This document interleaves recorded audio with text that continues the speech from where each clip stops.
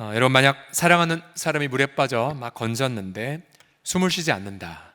여러분 어떻게 하시겠습니까? 아마 있는 힘을 다해 인공호흡으로 산소를 공급하는 데 사력을 다할 것입니다. 아마 죽어가는 이의 생명을 살리기 위해 초인적인 노력을 다할 것이죠. 하나님의 마음도 동일합니다. 만일 성도가 고난을 겪어 그의 영혼이 질식되어 가면 하나님은 절대로 관망만 하지 않습니다. 하나님은 즉각적으로 말씀을 보내시고 성령을 부어주심을 통해 그 질식된 영혼을 즉시 회복하기를 힘쓰시지요. 이런 믿음의 사람들은 자주 세상의 불의 때문에 질식을 경험합니다. 그리고 성도들은 아무리 본인이 경건한 삶을 산다 하더라도 하나님을 두려워하지 않는 자들이 이 땅에서 잘 먹고 잘 사는 것을 보게 되면 우리 성도들도 실족을 하게 되죠. 내가 이렇게 경건 생활을 한들, 내가 이렇게 심야 기도에 나온들 무슨 이득이 있으랴 라고 하면서 그의 영혼은 깊은 침륜에 빠지게 되죠. 오늘 선지자 하박국도 동일했습니다. 그는 바벨론이라는 거대한 악을 마주했죠. 처음에는 이 바벨론을 통해 악이 해결되는 것 같았습니다. 그러나 바벨론은 무시무시한 속도로 중동 전체를 집어삼켰죠. 그리고 급기야 이 이방의 우상숭배의 나라는 여호와를 숭배하는 이스라엘 백성들마저 삼키고자 했습니다. 하박국은 더 낙심할 수밖에 없었습니다. 그래서 우리가 지난번 보았듯이 하박국은 두 번째의 질문, 하나님 왜 악이 일어나서 의인을 삼키는 것을 두고만 보십니까? 언제까지 이 악을 지켜만 보시겠습니까? 라고 그렇게 한탄을 합니다. 마치 이번 한 주간 여러분 일본에서 이런 망언을 했죠. 너희들이 우리가 준 돈 때문에 경제가 부흥한 것 아니냐라는 망언을 일삼죠. 그러면 막 이 끓어오른 이 마음을 어떻게 표현하는지 모르겠습니다.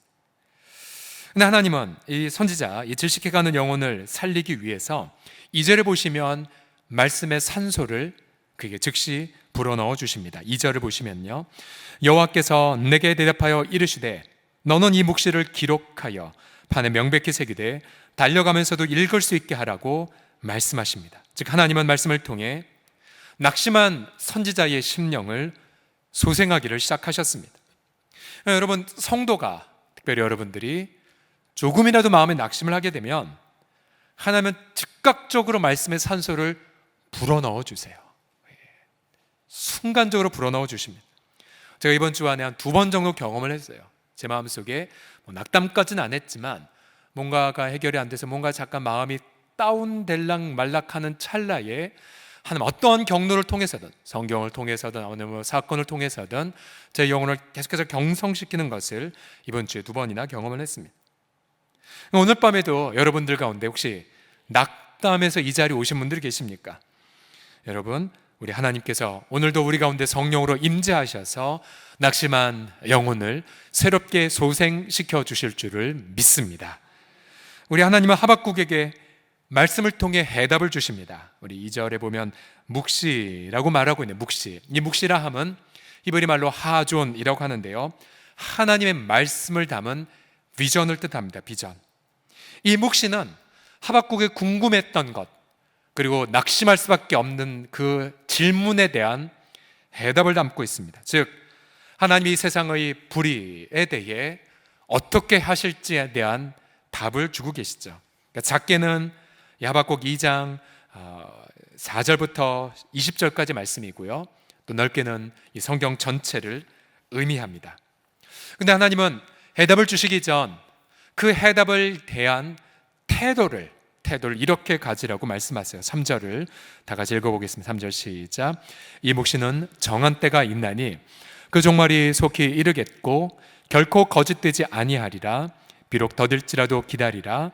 지태지지 않고 반드시 응하리라고 말씀하셨습니다. 즉 하나님은 해답을 주시기 전에 하박국, 그러나 이 해답이 말이야 정해진 때가 있단다. 그래서 반드시 이루어지는 지겠지만, 그리고 절대로 거짓되지 않겠지만, 혹시 네가 보기에 더딜지라도, 그리고 이루어지지 않는다 보인다 할지라도 반드시 이루어질 것을 믿으라고 미리 준비를 시켜주십니다. 여러분 마찬가지입니다. 우리가 세상 불의에 대한 하나님의 해답의 그 내용은 하나님의 반드시 정해진 때가 있습니다. 때가.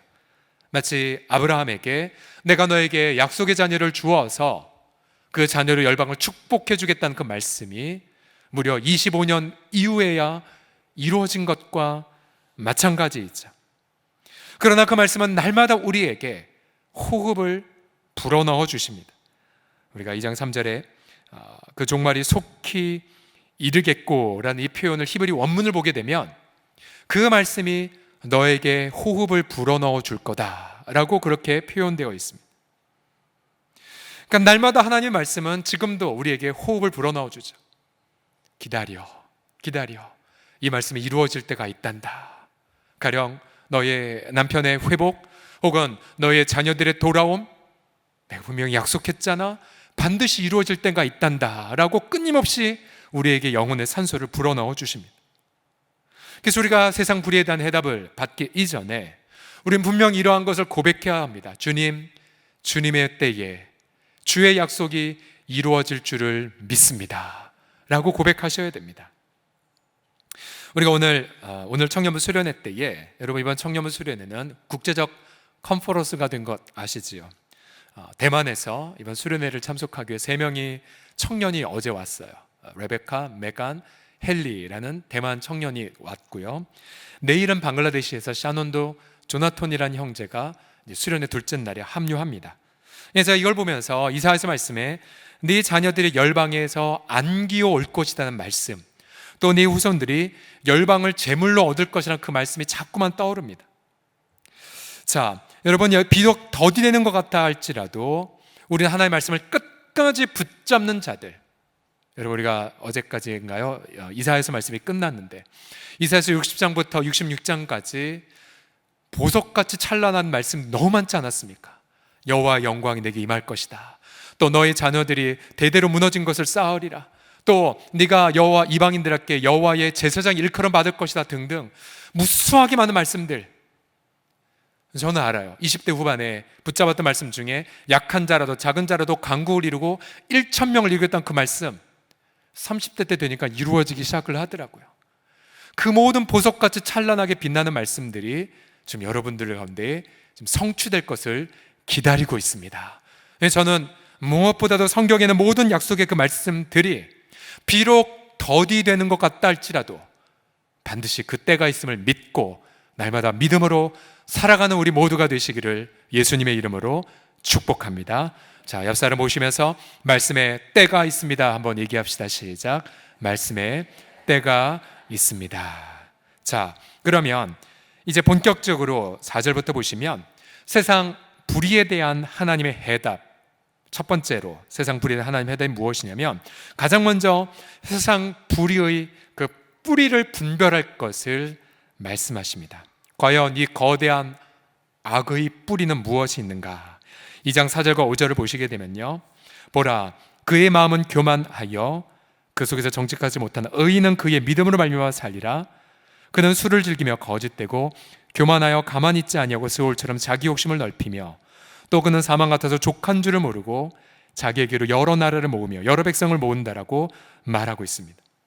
오늘 본문에 보게 되면 이 세상 불의, 1차적으로 바벨론이요, 2차적으로 이 세상의 모든 불의의 핵심에는 무엇이 있습니까? 바로 교만이 있습니다. 교만. 4절에도 그의 마음은 교만하다라고 말하고 있고요, 5절에도 보게 되면 중간에 교만이라는 단어가 있습니다. 교만. 여러분 4절 자체에서 보게 되면 교만의 정반대말은 바로 믿음이죠. 믿음. 즉 믿음은 하나님 말씀을 신뢰하는 것이지만 교만은 반대로 하나님 말씀을 불신하는 것입니다. 의인은 하나님과 하나님 말씀을 즐거움의 원천으로 삼지만 교만한 자는 자신을 즐거움의 원천으로 삼죠. 그래서 교만한 자는 술을 통해, 술 취한 자신을 통해 쾌락을 추구합니다. 또한 의인은 하나님의 정해진 때에 하나님의 일하심을 믿지만 교만한 자는 하나님의 일하심을 부정하죠. 그래서 중간에 보시면 교만하여 그는 가만히 있지 않다라는 표현을 합니다. 즉 하나님의 일하심을 믿지 않기 때문에 교만한 자의 삶에는 쉼이 없습니다. 쉼이 없어요. 여러분, 왜 그렇게 우리 주변에 어떤 분들은 주일날 쉬지 못하고 뭐 이렇게 동분서주하고 그런 줄 아십니까? 교만해서 그래요. 교만해서요. 하나님의 일하심을 믿지 않기 때문입니다. 또한 의인은 하나님 한 분만으로 만족하는 자이죠. 그러나 교만한 자는 하나님으로 만족하지 않습니다. 그래서 채워지지 않는 자신의 그 마음을 탐욕을 통해 무언가 이 땅의 것으로 채우고자 하죠.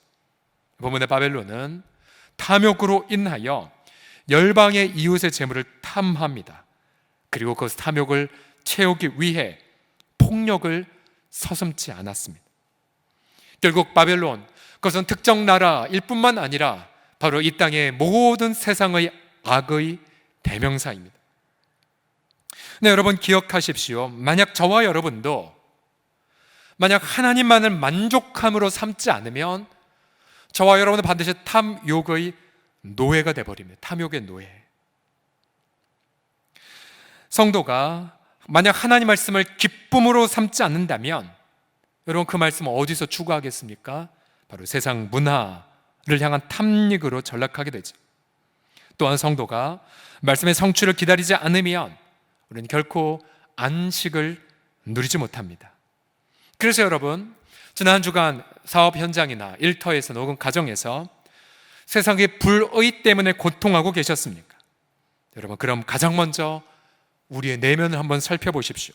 혹시 내 내면 안에 회개하지 않는 죄가 없는지, 즉 하나님 한 분만으로 만족하지 않고 하나님의 정해진 때를 신뢰하지 않고 또 하나님 말씀을 내 마음에 채우지 않는 교만이 없는지 돌아보십시오. 그리고 탐욕을 내려놓으셔야 됩니다. 두 번째로 세상 불의에 대한 하나님의 해답은 무엇이냐면 이것이에요. 심판은 이미 선고되었다라고 말씀하고 계세요. 심판은 이미 선고되었다. 여러분, 선고라는 이 표현은 무엇입니까? 어떤 죄인이 어떤 형벌을 구체적으로 살기 이전 재판장이 너 징역 10년, 너 사형이라고 언도하는 행위를 뜻합니다. 비록 사형은 집행되지 않았었다 할지라도 이미 그에 대한 죄의 판결은 종결되었음을 뜻하지요. 오늘 본문의 6절부터 보시게 되면 하나님 바벨론의 모든 그 불의를 이미 하나님의 의의 잣대로 선고를 내리시는 걸 보십시오. 가령 2장 6절을 보시게 되면 그 무리가 다 속담으로 바벨론을 평론하며 바벨론을 조롱하는 시로 그를 풍자하지 않겠느냐. 곧 이르기를 화 있을진저 자기 소유 아닌 것을 모으는 자여 언제까지 이르겠느냐. 볼모 잡은 것으로 무겁게 짐진 자여 라는 판단을 받고 있습니다.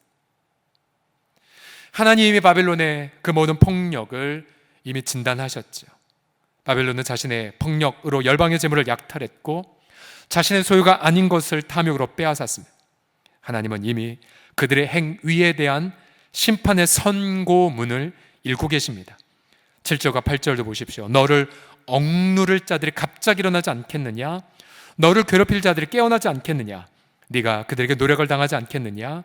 네가 여러 나라를 노력하였으므로 그 모든 민족의 남은 자가 너를 노력하려니.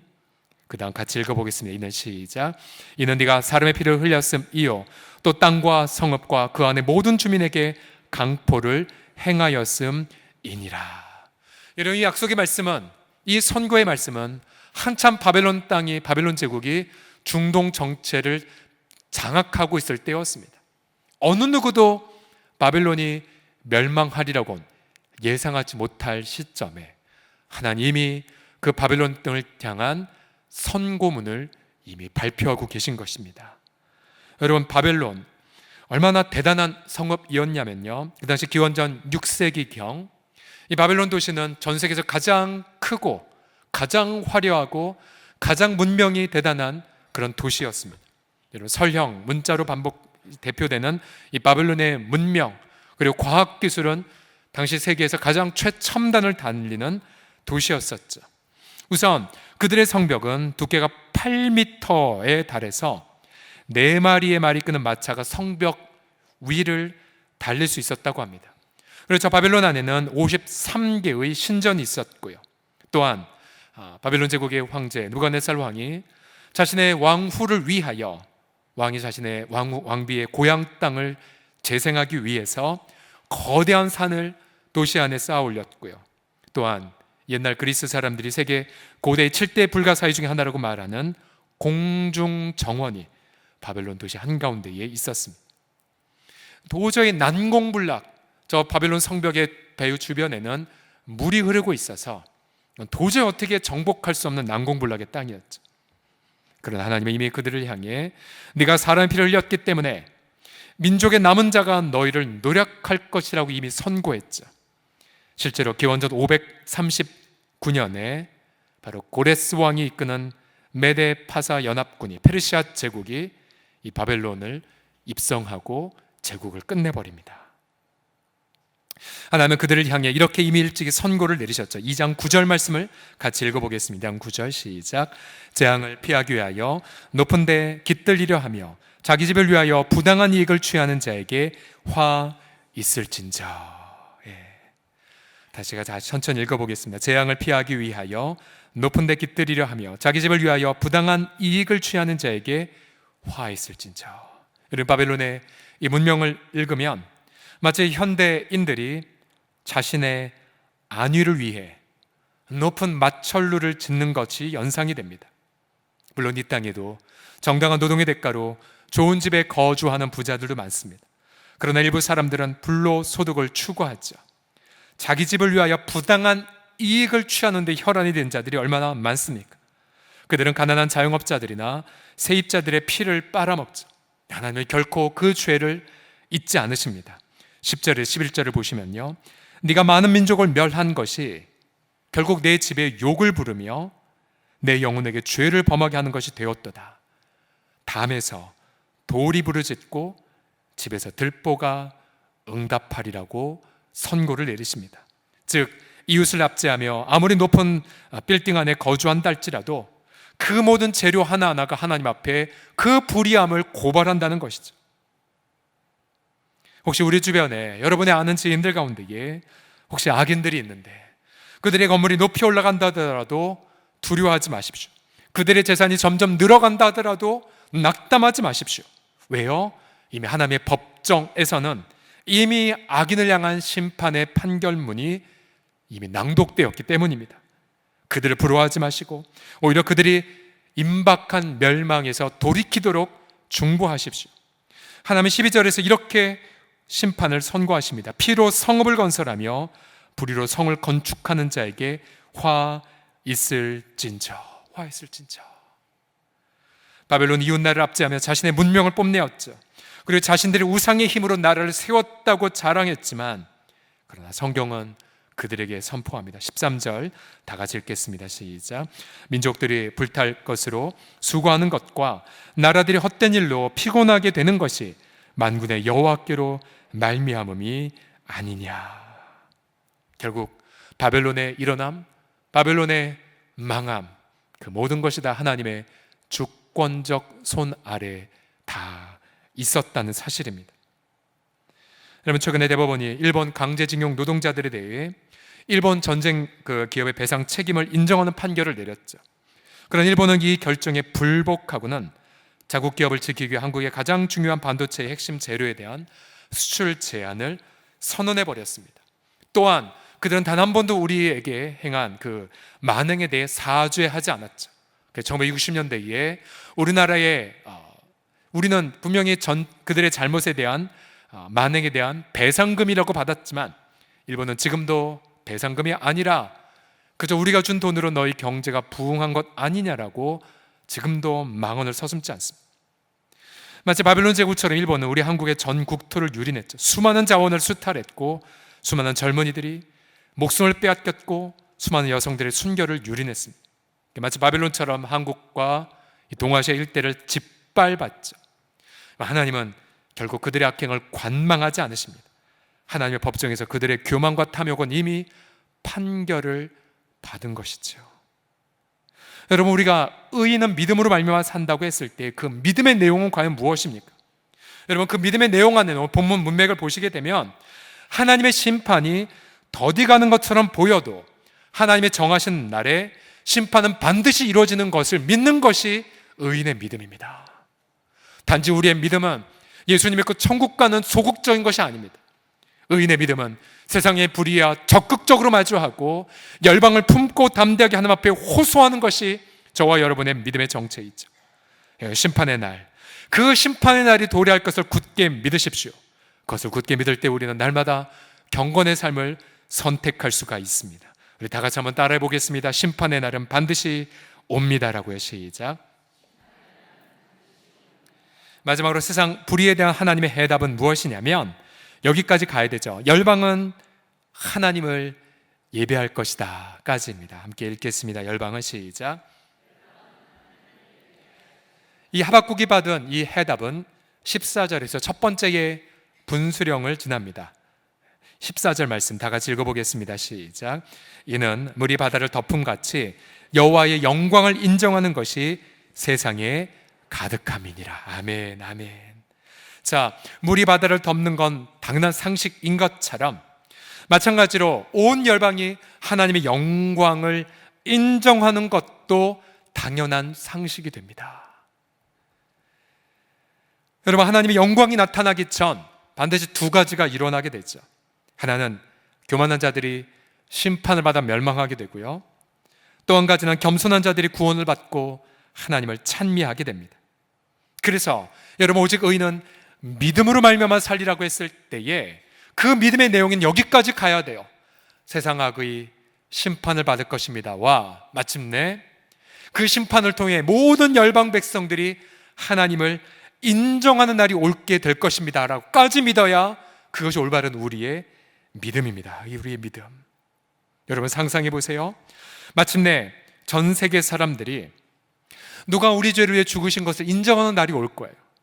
마침내 모든 민족 백성들이 우리를 구원하신 구원자 이름이 누구인지를 인정하는 날이 올 것입니다. 그날의 모든 텔레비전 방송, 모든 뉴스 매체들이 바로 우리를 위해 죽으시고 다시 사신 바로 어린 양 예수 그리스도의 이름을 찬미하는 기사들을 써낼 것입니다. 바로 그날까지 가야 그것이 바로 우리의 믿음이 완성을 보는 것이죠. 우리의 믿음은 그래서 처음부터 열방의 주님을 향한 믿음이 있는 것입니다. 여러분, 믿음 좋은 사람들만 선교의 믿음을 갖는 것이 아니에요. 우리의 믿음은 처음부터가 모든 백성들이 주님을 경배하게 될 것이란 것까지 포함되어 있습니다.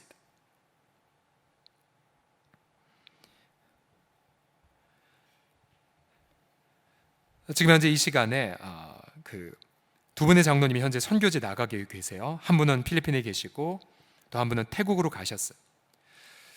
그것은 단 한 가지 마음 때문이에요. 열방 백성들이 하나님의 영광을 인정하게 될 것을 믿고 있기 때문이에요. 또한 교회가 없는 곳에 교회를 세우겠다는 그런 하나님 주신 마음 때문이었죠. 여러분, 우리는 이 믿음 때문에 우리의 이 작은 마음에 우리의 이 소박한 우리의 소시민들이 산 우리 동네에서도 열방을 품을 수밖에 없어요. 우리는 방글라데시가 마침내 예수님을 영광을 인정한 날이 올게 될 것을 믿습니다.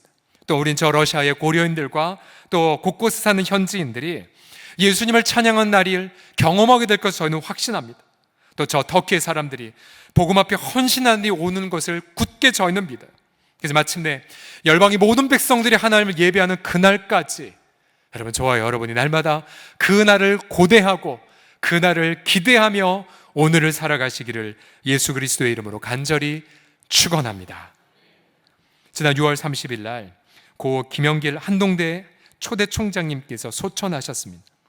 그는 본래 무신론자였지만 믿는 아내와 결혼하기 위해 이제 믿어주는 척을 했었고, 그다음 미국 유학 시절 성경을 통해 거듭남을 경험했죠. 그때부터 평생 동안 하나님의 창조를 선포했고 또한 다음 세대를 세우기 헌신했습니다. 1995년 그는 카이스트 교수 시절 부르심을 받고 하나님의 대학을 설립하라는 부르심을 받고는 저 포항시 변두리에 한동대학교를 설립하는 데에 쓰임을 받습니다. 여러분, 이 대학의 캐치프레이즈 여러분 기억나시죠? 처음부터 이 대학교는 무시험 제도. 그리고 학생들 처음부터 전공을 선택하지 않게끔 했었죠. 그리고 처음부터 영어와 컴퓨터로 훈련을 시켜서 굉장히 그 상위권 학생들이 몰렸던 학교로 시작이 되었습니다. 이 대학의 캐치프레이즈가 두 가지가 있죠. 공부에서 남주자. 한번 따라해 보실까요? 공부에서 남주자. 시작. 또한 왜 우리가 세상을 변화 못 시키겠느냐 하면서 세상을 변화시키라 라는 캐치프레이즈를 가지고 있었습니다. 그런데 설립되고 얼마 안 있어서 재단 이사장님이 돌아가셨고 대학은 이내 심각한 재정난에 봉착했습니다. 그리고 급기야 2001년도에 이 대학 김영일 총장님과 부총장님이 학교 자금 불법 전용과 국고 보조금 전용 등의 혐의로 법정에 구속이 되어버렸습니다.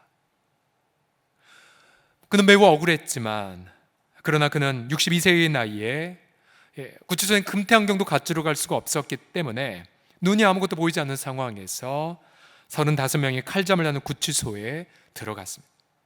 너무나 고통했고 너무나 낙심을 했었죠. 그러나 그때 구치소에 있는 날, 스승의 날이 되었을 때에 한동대학교 학생 1800명이 버스 29대를 대절해서 구치소로 왔습니다. 그리고 총학생회장이 면회를 했어요. 총장님, 스승의 날이어서 우리 아이들이 다 왔습니다. 그리고는 1800명이 밖에서 시위를 한 것이 아니라 스승의 노래를 크게 부르고 또 카네이션을 정문 앞에 수북히 쌓아놓고 휴지 하나 남기지 않은 채 다 돌아갔죠. 구치소의 모든 직원들은 큰 감동을 받았습니다.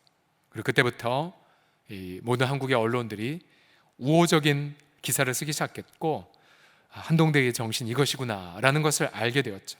전 세계에서 탄원서가 도착했고 또 수많은 이들이 십시일반으로 후원금을 보내왔습니다.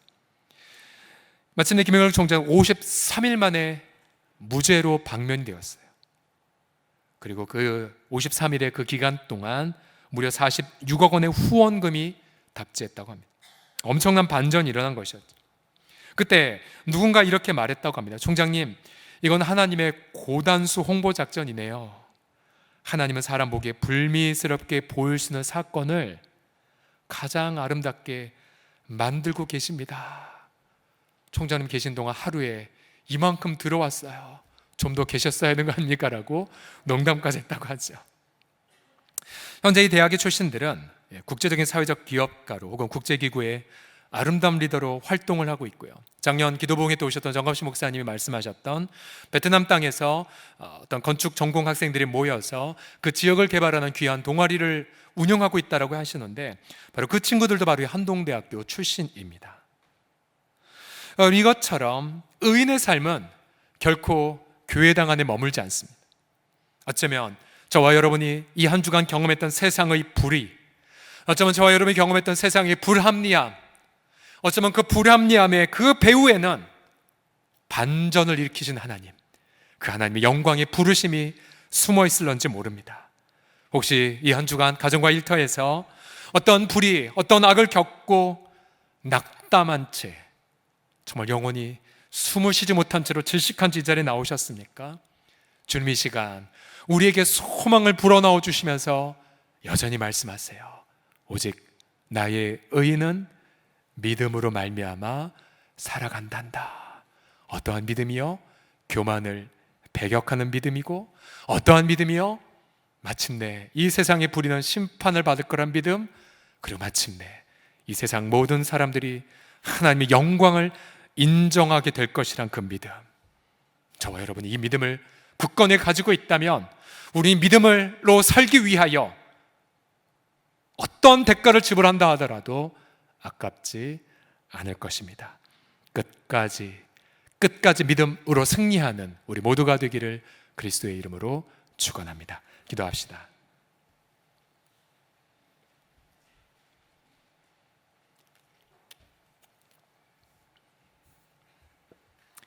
우리는 연약하여 우리 너무나 쉽게 낙심하고 하나님, 우리는 믿음이 너무나 부족하여 좌절하고 고통하나이다. 주님, 세상 불의가 왜 그렇게 큰지요? 우리가 가정 안에서 혹은 일터 안에서 겪는 불합리함과 또 불의함이 있고, 주여 또한 이 민족이 겪는 불의함이 있나이다. 또한 열방, 강대국 사이에 그렇게 끼어 고통하는 우리의 약한 모습도 여기에 있나이다. 그러나 주님, 그 모든 불의함들을 하나님 앞에 올려드리나이다. 열방을 그저 통에 떠오르는 작은 물방울로 보시는 전능하신 하나님이시요, 이 시간 주의 영을 부어주셔서 오직 의인은 믿음으로 말미암아 살다는 그 말씀을 누리며 체험하며 기뻐하는 우리 모두가 되게 하여 주시옵소서. 우리 주 예수 그리스도의 이름으로 기도드립니다.